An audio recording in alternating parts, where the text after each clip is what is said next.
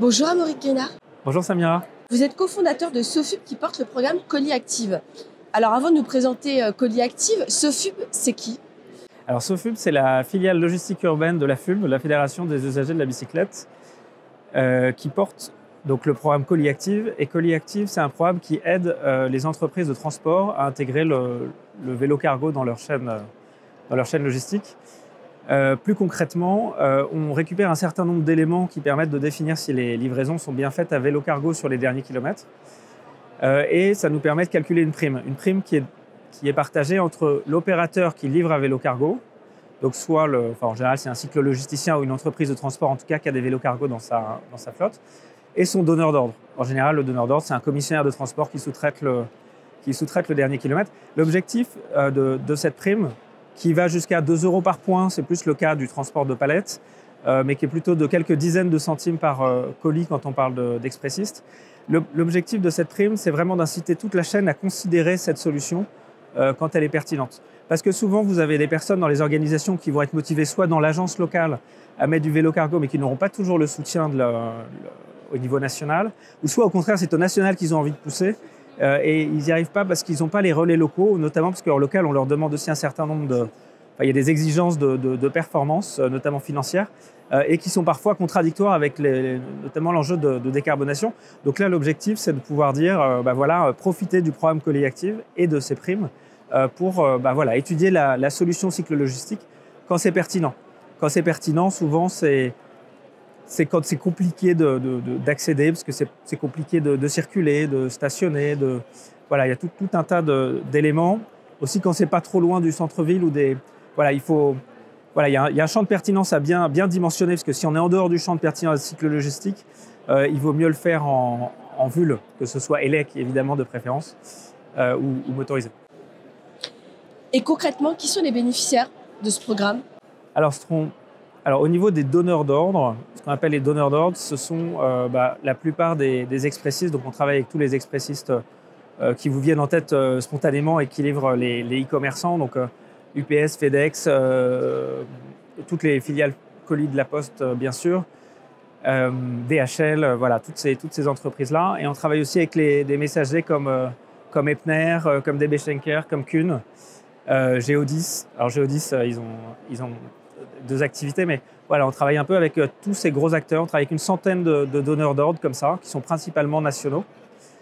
Et donc, à la fois, on les sensibilise au fait qu'ils peuvent intégrer de la cyclo-logistique en bout de chaîne, et on les met aussi en relation avec les acteurs de la cyclo-logistique, donc ceux qui livrent déjà à vélo cargo. On les aide aussi à sensibiliser leurs sous-traitants actuels au fait que parfois, la cyclo-logistique, ça pourrait leur rendre quelques services. Encore une fois, parce que les villes sont de plus en plus compliquées à accéder. Et donc, le vélo cargo est une vraie solution et qui se professionnalise de plus en plus et à vitesse grand V. Donc, il faut la considérer. C'est vraiment l'objectif du programme. Alors, une question pour les transporteurs routiers. Quels sont les principaux arguments pour intégrer des vélos cargo dans leur flotte? Le premier, c'est à partir du moment où on a une difficulté opérationnelle à livrer une zone. Donc, justement parce que les plans de circulation sont de plus en plus compliqués, parce qu'on n'arrive pas à stationner, parce qu'on n'arrive pas à circuler, parce que c'est des rues centenaires et que les camions passent pas bien, parce qu'il y a une congestion naturelle ou voulue même parfois, parce qu'il y a des ZTL, on en entend de plus en plus parler. Alors, il y a toutes sortes de ZTL, mais ou des zones piétonnes. Bref, il y a tout un tas de sujets autour de l'accessibilité qui font que le vélo cargo doit être considéré déjà pour ça. Après, il y a d'autres arguments assez naturels liés un peu entre guillemets à la qualité de service. C'est-à-dire que comme vous êtes un peu moins tributaire du fait de vous stationner, du fait de circuler, globalement, vous êtes plus ponctuel. Donc déjà, là, il y a une notion de ponctualité qui fait que le vélo cargo, surtout en centre dense, est pertinent. Et il y a en lien toujours avec la qualité de service, comme votre livreur n'est pas stationné de manière gênante, j'exagère un peu parce qu'on ne se stationne pas toujours de manière gênante, mais je ne sais plus, il y a un chiffre qui dit que 2 tiers des livraisons sont faites en stationnement gênant en ville. Ouais. Alors c'est sur l'Île-de-France ce chiffre-là. c'est quand même important et régulièrement ça impacte les flux et donc ça énerve un petit peu les autres conducteurs et soit vous avez peur de prendre un PV, soit vous avez peur de vous faire engueuler, hein, pour être franc. Bon bah là en vélo cargo vous avez un petit peu de temps, plus de temps pour faire l'acte de livraison et donc pour trouver le destinataire final à livrer et prendre le temps de dire bonjour, au revoir, etc. Alors les livreurs le font en général, mais le fait de ne pas être stressé parce que votre camion se fait klaxonner en bas, eh ben, ça change tout. Et donc ça, c'est un autre argument qui est assez... C'est les questions réglementaires, avec les ZFE notamment. Donc les questions... Alors la ZFE n'impacte pas directement le vélo cargo, mais c'est un bon moment de se demander est-ce que ça ne vaut pas le coup de mettre des vélos plutôt que des camionnettes électriques ? Parce que c'est assez cher. C'est complémentaire, hein, les deux sont complètement complémentaires. Mais c'est vrai que quand on doit renouveler son parc, compte tenu du coût que ça représente, ça vaut le coup de se poser la question. Après les ZFE, là, il y a une instabilité réglementaire qui n'est pas facile à suivre en ce moment. Finalement, le plus sûr, c'est que les collectivités, c'est ce que je disais au début, c'est l'accessibilité. Ça va un peu avec les ZFE, en fait. Ouais. Les critères 3 et plus ne peuvent plus accéder, donc ça va avec l'accessibilité. Donc, il y a un sujet. Donc, c'est vraiment comment aussi les communes s'emparent du sujet, ou les métropoles, et quelles actions elles mettent en place pour rendre leur centre-ville finalement moins perméable aux véhicules thermiques en général, et pas spécialement à la livraison. Après, il y a un dernier, c'est pas le dernier, mais il y a deux autres arguments, je pense, qui sont, et c'est assez spontané. Il n'y a pas de PV, et beaucoup de gens qui travaillent en ville savent que la ligne PV, elle n'est pas neutre en fin de mois. Et sur la même lancée, il y a quand même beaucoup moins de coûts de carrosserie. Le nombre de potelets qui vous enfoncent une carrosserie de camion, alors souvent c'est camions en leasing, sur les camionnettes, hein, je parle sur les vulles de livraison du dernier kilomètre. Voilà, donc il y a quelques avantages sur le coût qui sont intéressants. Allez, dernier argument, il y en a plein d'autres, mais je vous le donne, c'est très compliqué de garder des livreurs en ville parce que justement, c'est très très stressant on est un peu un élément gênant dans la circulation. Donc on sent cette pression. Quand on fait l'acte de livraison, il y a cette pression. Et je parle vraiment sur la livraison en ville. Hein, et c'est pas évident de garder les gens plus d'un an sur le dernier kilomètre, notamment sur le colis, où il y a une pression assez forte qu'ils exercent sur les livreurs. Donc voilà, le fait d'être en vélo cargo, on se rend compte qu'on a un turnover qui est... Alors, c'est pas toujours les mêmes qu'on peut mettre sur des vélos cargo. Hein, c'est assez rare qu'ils acceptent de faire le pas. Ça arrive, hein, il y a quelques cas. Il faut réussir à créer la bascule dans la tête des gens, parce que c'est vraiment une histoire de mentalité, de perception du vélo cargo. Mais globalement, sur les flottes de vélo cargo, on arrive à beaucoup mieux fidéliser les livreurs. Et c'est vrai que le sujet recrutement, c'est un problème de fond et c'est une grosse partie de l'énergie des opérateurs de transport du dernier kilomètre.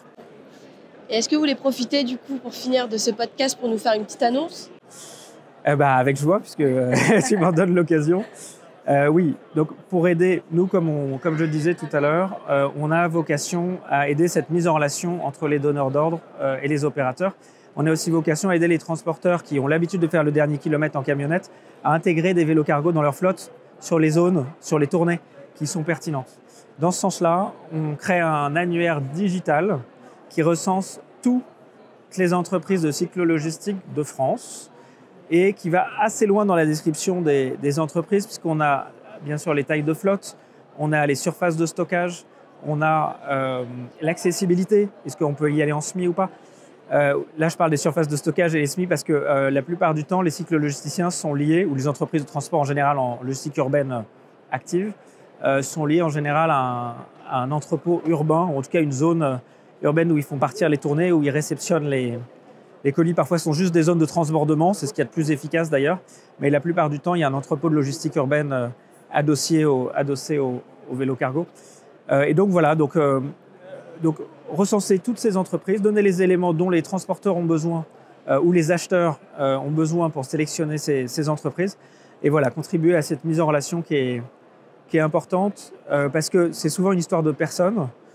C'est aussi une histoire d'avoir les bons interlocuteurs en face dès le début, ceux qui sont capables de traiter le bon flux. Donc pareil, là, pour chaque entreprise, on dit est-ce que vous êtes plutôt spécialisé frais, est-ce que vous êtes plutôt spécialisé palette, est-ce que vous êtes plutôt... Voilà. Et donc il y aura toutes ces catégories-là dans ce catalogue dans l'annuaire, pardon. L'annuaire digital, exactement. Donc, qui est disponible sur votre site internet. Voilà, annuaire-cyclo.fr. D'accord. C'est fait en partenariat avec France Logistique, France Vélo. D'accord.